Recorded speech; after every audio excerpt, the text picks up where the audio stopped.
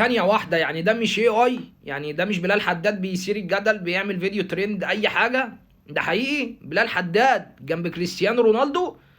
والله ده اللي حصل النهارده فعلا. بلال حداد يعني بص مرقوش ازاي مش مصدق وبيقول له انا جايب الجايزه، والله انا ليا حق اتصور. بلال حداد النهارده كان بيستلم جايزه افضل صانع محتوى رياضي في الوطن العربي. تتفق او تختلف هو الافضل او لا، انا في الفيديو دوت بتكلم على الشغف والفرحه اللي كانت في وش بلال حداد النهارده. عايز اقول لك ان الصوره دي احتاجت من بلال حداد ان هو يتجرأ ويطلب على الستيج ان هو ياخد صوره مع كريستيانو رونالدو. بلال كان ممكن يستلم الجايزه عادي جدا ويرجع كرسيه ويستنى بقى بعد الحفله، لو عرف ان هو يصطاد رونالدو يتصور معاه كان اتصور. في الاغلب ده ما بيحصلش. يمكن من وجهه نظري اكون بفضل ناس كتير قوي في المحتوى الرياضي على بلال حداد طريقه تقديمه للمحتوى، ولكن ده ما يمنعش ان بلال زيه زي اي حد في المجال كان عنده حلم صغير قد كده قعد شهور وسنين ان هو يسعى فيه. ربك اختاره هو انه يبقى في المكانه دي وسط الناس دي. بس لو رجعت لاصل الحكايه افتكر ان هو زيه زي اي حد في المجال بدأ وكان عنده شغف، هو مش عارف هيوصل في يوم من الايام ولا لا.